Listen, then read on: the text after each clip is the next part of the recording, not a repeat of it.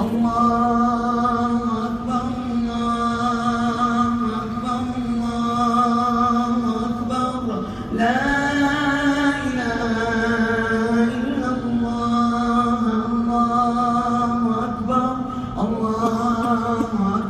وللہ الحمد اللہ اکبر کبیرا والحمد للہ کثیرا وسبحان اللہ بکرة وأصیلا.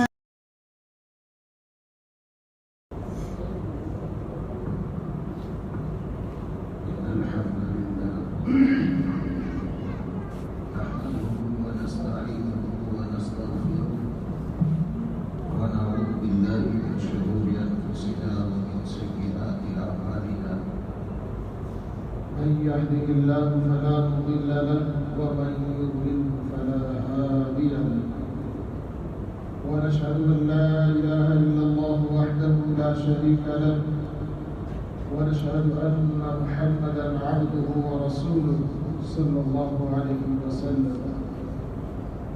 أما بعد فإن أحسن الكلام كلام الله وخير الحديث حديث رسول الله صلى الله عليه وسلم وشر الأمور محدثاتها وكل محدثة بدعة وكل بدعة ضلالة وكل ضلالة في النار.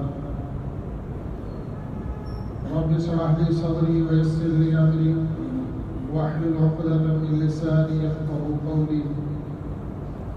أعوذ بالله من الشيطان الرجيم. بسم الله الرحمن الرحيم. ولكل أمة جعلنا منسكا ناسكوا. سامعین حضرات، آج ہم ایک بابرکت دن میں اور ایک بابرکت گھڑیوں میں اس جگہ پر اللہ وحدہ لا شریک کی حمد و ثنا کے لیے اس کے سامنے اس کی تعظیم کے لیے حاضر ہوئے ہیں. یہ دن جسے ہماری اصطلاح میں عید الاضحیٰ کا دن کہا جاتا ہے، اسلام نے اسے یوم النحر کہا ہے، یعنی خون بہانے کا دن. بڑی عید بھی کہا جاتا ہے. سال کے افضل ترین ایام ذی الحجہ کے 10 ایام ہیں. ان میں سب سے فضیلت والا دن یہ دن ہے جس میں آج ہم یہاں جمع ہیں. اس کی فضیلت کی بڑی وجہ وہ احیاء ہے، وہ سنت ہے جو اپنے پیچھے ایک بہت بڑی تاریخ رکھتی ہے، اور اسی کے احیاء کے لیے ہم یہاں جمع ہیں. چند منٹوں میں انشاءاللہ چند گزارشات بیان کرنا چاہتا ہوں. یہ قربانی کا دن ہے.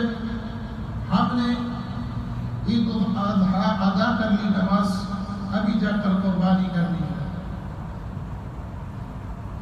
بڑے ذوق سے شوق سے ہم نے خریدی ہے، اسی سے ہم نے کر لی. لیکن اس ہسٹری کو نہ ہم نے اپنایا ہے نہ ہمیں یاد ہے. اللہ فرماتے ہیں وَلِكُلِّ أُمَّةٍ جَعَلْنَا مَنسَكًا هُمْ نَاسِكُوهُ. ہم نے ہر امت کے لیے قربانی رکھی تھی، اپنا اپنا طریقہ تھا، اس پر وہ کرتے تھے. اور یہ قربانی آدم علیہ السلام سے چلی. اللہ نے بیان کیا، آدم کے 2 بیٹوں کا ذکر کیا. اذ قربا قربانا، جب دونوں نے قربانی کی، آدم کے 2 بیٹوں نے قربانی کی، اور اس تسلسل چلا. اور چند الانبیاء جناب ابراہیم علیہ السلام ان سے ہوتے ہوئے رسول اللہ صلی اللہ علیہ وسلم سے ہم تک پہنچا ہے۔ ابراہیم علیہ السلام قربانی آدم سے چلی ہم تک آ رہی، لیکن حضرت ابراہیم کو اس میں خاص امتیاز حاصل ہوا، کیونکہ ابراہیم انہوں نے اللہ کی رضا کے لیے، اللہ کو خوش کرنے کے لیے صرف جانور کی قربانی نہیں دی، اپنی ذات کی، نفس کی، بیوی بچوں تک کی قربانی اللہ کے لیے پیش کر دی۔ اس لیے ان کو ایک خاص امتیازی حیثیت حاصل ہو گئی۔ بچپن میں تھے، ساری قوم بت پرست تھی، اس سے ٹکرائے، آگ میں اللہ کے لیے ڈال دیے گئے، اللہ کے لیے ملک بدر کر دیے گئے، اللہ کے لیے بیوی بچوں کو مکہ میں چھوڑنا پڑا، اللہ کے لیے بڑھاپے میں ملنے والے بیٹے کو ذبح کرنے کے لیے تیار ہو گئے، اللہ کے لیے سب کچھ تن من دھن قربان کیا۔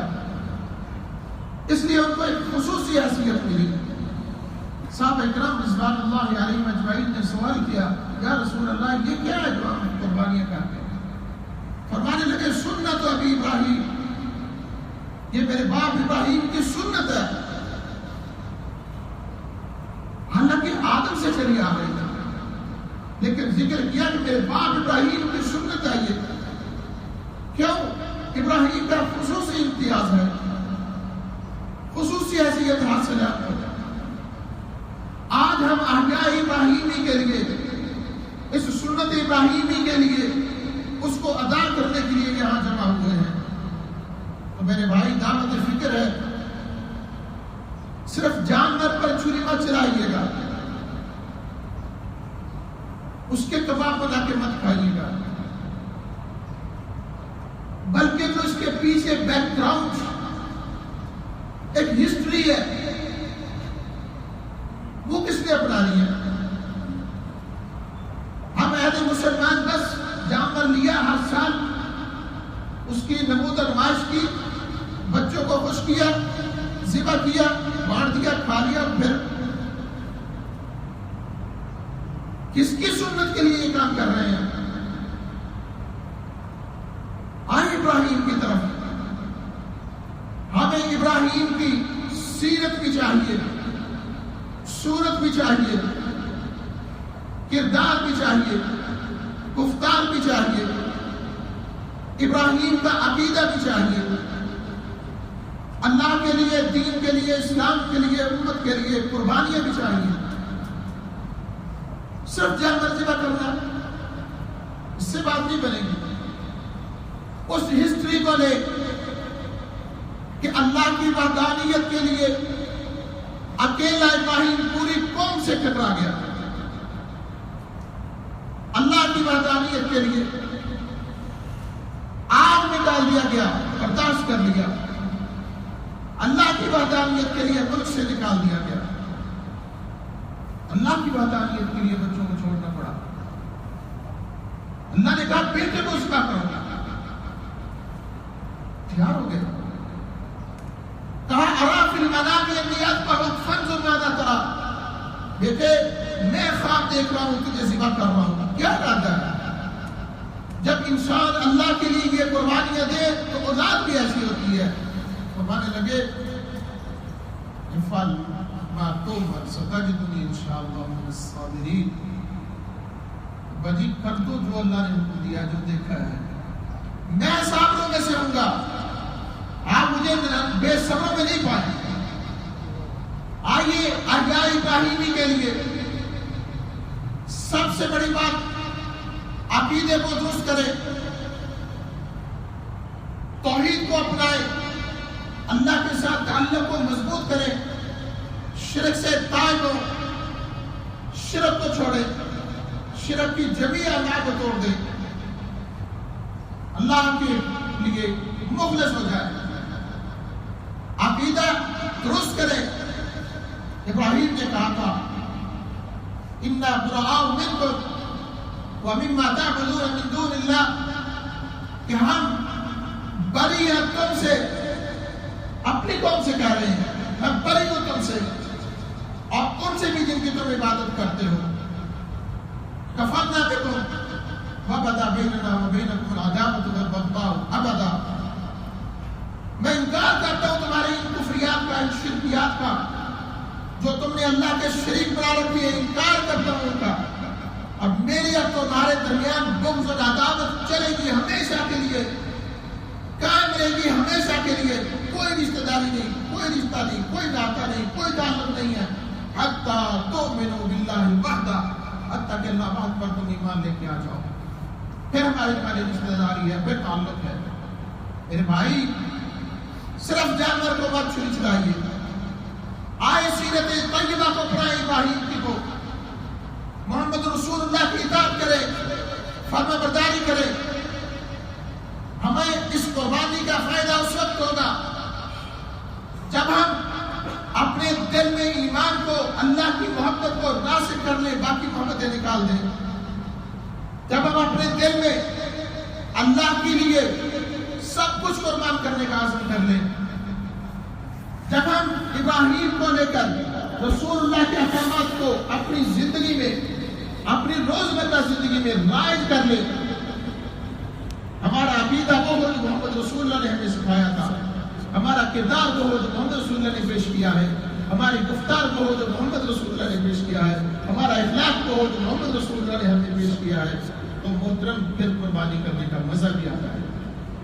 پھر آئے اور وہ گناہوں کو چھوڑنا ہے، اچھے اعمال کو اپنانا ہے، اللہ کی حلال کردہ کو حلال کرنا ہے، حرام کردہ کو حرام ٹھہرانا ہے. یہی ہے اور یہی تقویٰ ہے اور یہی قربانی کا فلسفہ ہے. قربانی کا یہی فلسفہ ہے. اللہ سبحانہ و تعالی نے فرمایا لن ینال اللہ لحومها ولا دماؤها. یہ جو تم قربانیاں کر رہے ہو اللہ کو تو نہ ان کا خون پہنچتا ہے نہ گوشت، ولکن ینالہ التقوی منکم، اور اللہ کو تمہارا تقویٰ پہنچتا ہے، وہ چاہیے. قربانی کر رہے ہو، تقویٰ کتنا ہے تم میں وہ چاہیے. اور لاکھوں کے جانور ذبح کر لیں، اگر تقویٰ نہیں ہے تو کچھ فائدہ نہیں ہوگا. ابراہیم آدم علیہ السلام کے بیٹوں کا ذکر کر کے کہا تھا کہ ایک کی قربانی قبول ہو گئی، دوسرے کی نہیں ہوئی. اس نے کہا میری کیوں نہیں ہوئی؟ لأقتلنک، حسد میں آ کے کہنے لگا میں تجھے قتل کر دوں گا. اس نے کہا بھائی مجھے کو قتل کرے گا، انما یتقبل اللہ من المتقین. اپنا قصور دیکھ کر مجھے کیا کر رہا ہے؟ اللہ متقیوں سے قبول کرتے ہیں، متقیوں سے قبول کرتے ہیں. بھائی تقویٰ اختیار کرے. تقویٰ یہ ہے، تقویٰ کی تعریف یہ ہے کہ انسان کسی پگڈنڈی پر چل رہا ہو، اس کے دونوں طرف کانٹے دار شاخیں پڑی ہوں، کانٹے ہی کانٹے. اس پگڈنڈی سے گزرتا ہے انسان. کس طرح گزرتا ہے؟ کپڑوں کو سمیٹ کر کے، بچت کر کے، کہیں کانٹا نہ لگ جائے، کپڑے پر نہ لگ جائے، مجھے نہ لگ جائے. جس احتیاط سے یہ پگڈنڈی کراس کرتا ہے، اسی احتیاط سے گناہوں سے بچ کر اس زندگی کی پگڈنڈی پر چلنا تقویٰ ہے.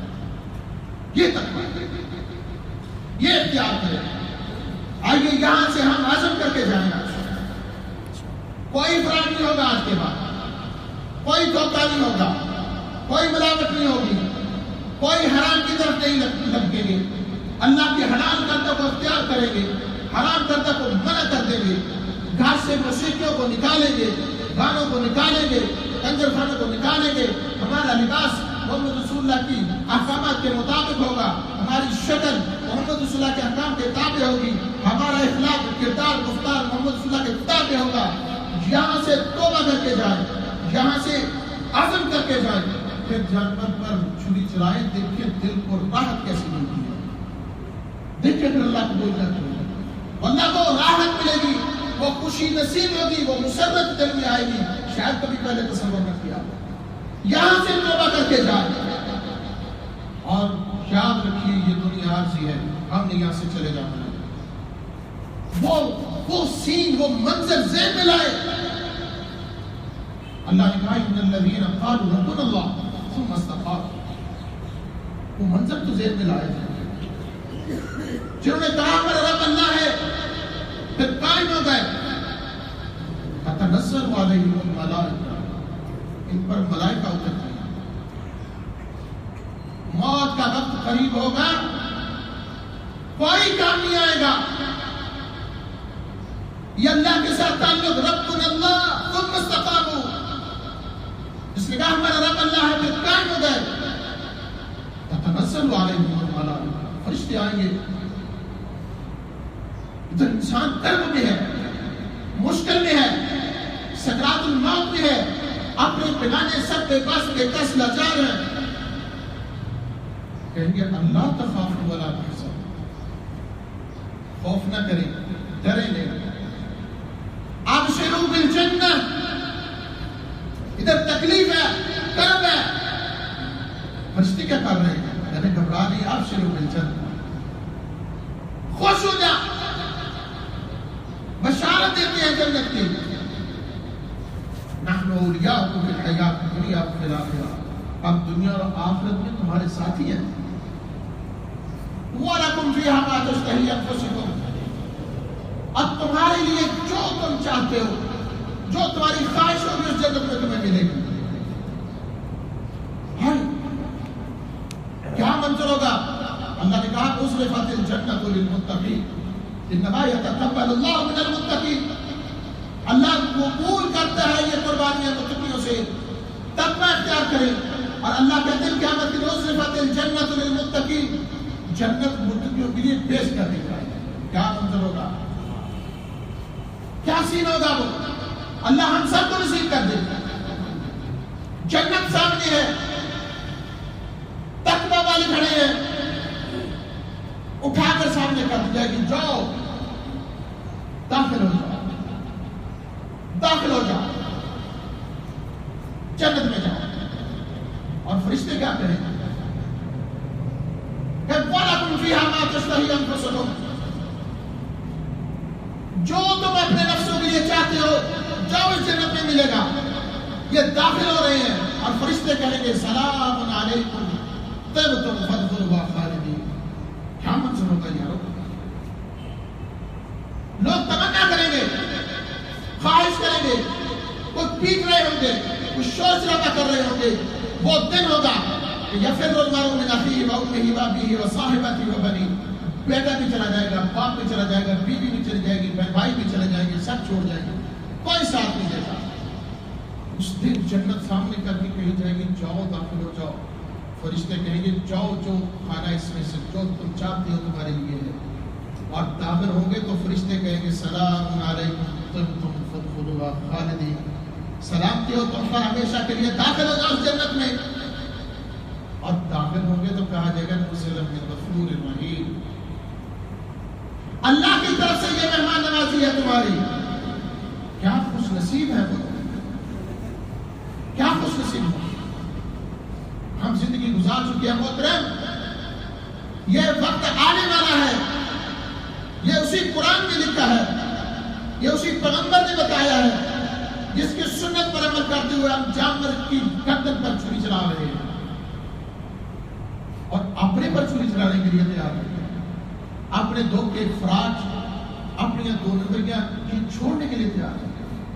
خدا کے لیے قربانی کے اس فلسفے کو سمجھ لیں کہ قربانی سنت ابراہیم ہے اور ابراہیم کی سیرت طیبہ کو اپنانا ہوگا اگر قربانی اپنی قبول کروانی ہے. ورنہ گوشت کو ہم کھاتے رہتے ہیں سارا دن. آئے اللہ کے حضور اپنے گناہوں کی سچی توبہ کر لیں اور یہاں سے ان گناہوں کے طرف کا عزم کر کے جائے اور اس عزم کے ساتھ جائے. آج سے ہماری سیرت، ہمارا اخلاق، ہمارا کردار، ہماری شکل، صورت، معاملات، گفتار سارے کے سارے اللہ اور اس کے رسول کے احکامات کے تابع ہوں گے اور اس کے مطابق ہوں گے. اللہ کے دیے ہوئے احکامات پر ہم عمل کرنے کا عزم کریں اور اللہ کے منع کردہ حرام کردہ تمام امور سے اپنے آپ کو بچانے کا عزم کر کے جائیں. دعا ہے اللہ سبحانہ و تعالیٰ مجھے اور آپ کو دین اسلام کو سمجھنے عمل کرنے کی توفیق عطا فرمائے. دعا کر کے ضرور اللهم صل على محمد وعلى آل محمد كما صليت على إبراهيم وعلى